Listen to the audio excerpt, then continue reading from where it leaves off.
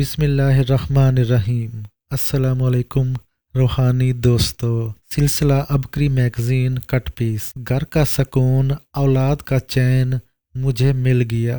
محترم حکیم صاحب السلام علیکم۔ اللہ تعالیٰ آپ کو دنیا و آخرت کی ساری خیریں، رحمتیں، برکتیں عطا فرمائے، آپ اور آپ کے سارے نظام کی حفاظت فرمائے، آمین۔ شادی کے لیے شادی سے پہلے تسبیح خانہ میں خدمت کی۔ تسبیح خانہ سے جو وظائف ملے وہ خوب کرتی تھی، مگر شادی کے بعد وظائف نہیں کر پا رہی۔ مسئلہ یہ تھا کہ شادی کے بعد میں مصلی پر زیادہ دیر نہیں بیٹھ سکتی، زیادہ تلاوت نہیں کر سکتی، تسبیح پکڑ کر وظیفہ نہیں پڑھ سکتی۔ اگر زیادہ دیر تسبیح پڑھتی رہوں تو سمجھا جاتا ہے کہ یہ تو ہم پر کوئی عمل کر رہی ہے۔ شادی کے بعد ایک مرتبہ شوہر سے لڑائی ہوئی تو لڑائی کرتے وقت مجھے کہنے لگے کہ آپ شادی نہ کرتی، تسبیح مصلی پکڑ کر کسی کونے میں بیٹھ کر زندگی گزار لیتی۔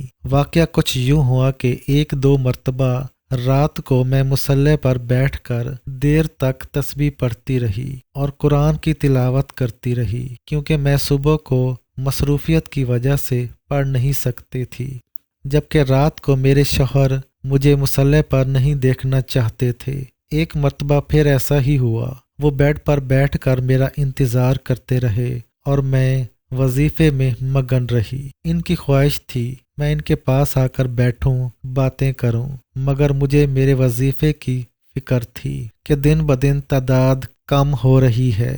جھگڑے کے بعد بھی میں نے رات کو اپنے وظیفے کا معمول نہیں بدلا تو میرے شوہر نے موبائل کا سہارا لیا۔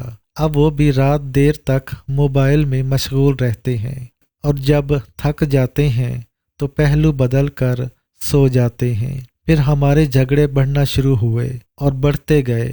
گھر کی صورتحال پر شدید پریشانی ہوئی تو میں نے رو رو کر اللہ سے مانگنا شروع کر دیا۔ میری ساس نے مجھے روتے دیکھا تو پوچھا کیا ہوا۔ میں نے ساری صورتحال بالکل سچ سچ ان کے سامنے رکھ دی۔ انہوں نے مجھے شوہر کا حکم ماننے کے فضائل سنائے، یہ بھی بتایا کہ آپ شوہر کی اجازت کے بغیر نفلی روزہ بھی نہیں رکھ سکتی۔ اگر رات کو شوہر نوافل کی اجازت دے تو ٹھیک، ورنہ وہ بھی مختصر کر دو، وظیفہ مختصر ترین کر دو۔